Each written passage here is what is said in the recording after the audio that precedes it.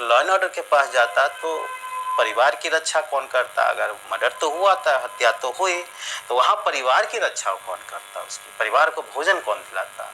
तो दूसरा स्टेज में कहता है नहीं, कानून के पास जाए, कानून ही सर्वे सर्वा। देखिए वास्तविक स्थिति में यही है, आप कोई भी अगर हिगनियस क्राइम करे तो कानून का संरक्षण लीजिए, लेकिन यह थ्योरी दे रहा है, थ्योरी के अनुरूप मैं समझा रहा हूँ, या मेरा कोई पर्पस नहीं है कि लॉ एंड ऑर्डर के खिलाफ में बोले, लेकिन ये पर्पस जो है, जो मेरा जो पर्पस है कि हम कोहलबर्ग के सिद्धांत को समझा रहे हैं इस माध्यम से।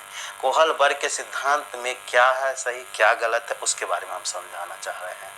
तो नैतिकता, तो उत्तर नैतिकता का जो सिद्धांत है, यहाँ पे पहली बात कही सामाजिक समझौते का सिद्धांत। इसका जो स्टेज 5 कहा है, स्टेज जो 5 कहा है, उसमें कहा गया सामाजिक समझौते का सिद्धांत।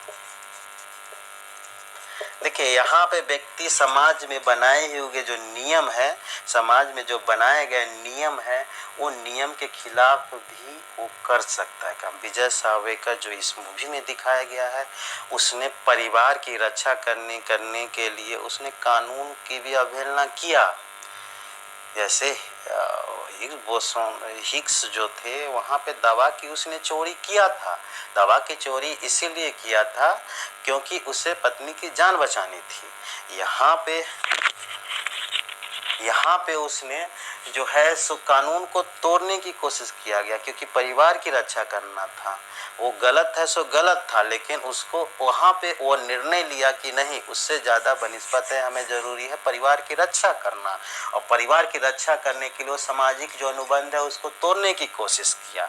इसलिए हिग्स जो कोहलबर्ग का जो स्टेज 5 है, स्टेज 5 कहता है कि सामाजिक समझौते के तहत आप नैतिकता आपकी क्या कह रहा है, आप निर्णय खुद लीजिए। आपका जो नैतिकता क्या है, उस नैतिकता का निर्णय आप खुद लीजिए। नैतिकता का निर्णय आप खुद लीजिए। स्टेज 6 कहता है इसी में, स्टेज जो 6 है, स्टेज जो आपका 6 है, जो छठी पेज और लास्ट पेज है, इसमें सार्वभौमिकता का नियम, सार्वभौमिकता का नियम कहता है। सार्वभौमिकता का नियम ये कहता है कि आप अपने आचरण न दे के दूसरे के आचरण पे ध्यान दीजिए, दूसरों की सेवा कीजिए। नैतिकता दूसरों को आप फैलाइए, अपना ध्यान न देकर दूसरों की सेवा करिए। तो नैतिकता में सार्वभौमिक विधि का नियम यही कहता है। और ऐसे रेयरली फेज में आते, यह फेज जो ऐसे रेयरली होते हैं जहाँ पे ऐसे लोग जो होते हैं सब कम होते हैं जो सार्वभौमिक नैतिकता के सिद्धांत को फॉलो करते हैं, जिसमें हमारे यहाँ मदर टेरेसा हुए, जो नैतिकता लोग कुष्ठ रोगियों के उन्मूलन करने के लिए उन्होंने कहा, महात्मा गांधी हुए जो अहिंसावादी के लिए अहम कदम उठाए थे। तो ये सारे लोग हुए हैं। तो लगभग 6 स्टेज में बताया गया। तो याद करने के लिए आप लोग के लिए है कि पहले आप पूर्व रूढ़िवादी व्यवस्था, उसके बाद रूढ़िवादी व्यवस्था, उसके बाद उत्तर रूढ़िवादी व्यवस्था। पूर्व रूढ़िवादी व्यवस्था में नैतिकता का सिद्धांत नहीं होता है बच्चों के अंदर में, दूसरों से सीखता है। दूसरी अवस्था जो दूसरी प्रकार है जो रूढ़िवादी अवस्था है, वहाँ पे नैतिकता समाज से सीखते हैं, समाज से लिया जाता है। और तीसरी जो है उत्तर रूढ़िवादी व्यवस्था, जिसमें बच्चे जो है निर्णय स्वयं लेते हैं। नैतिकता क्या है, नैतिकता का निर्णय स्वयं लेते हैं, हालांकि इससे दूसरे को हानि न पहुँचे, दूसरे व्यक्ति को हानि नहीं पहुँचे, ऐसा नैतिकता का निर्णय वो लेते हैं। तो इस तरह से नैतिकता के सिद्धांत को कोहलबर्ग ने 3 प्रकार और 6 स्टेज में बांटा है।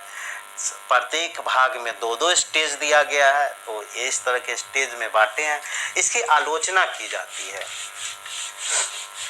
तो नैतिकता के सिद्धांत की जो आलोचना की जाती है, और आलोचना इस प्रकार से की जाती है।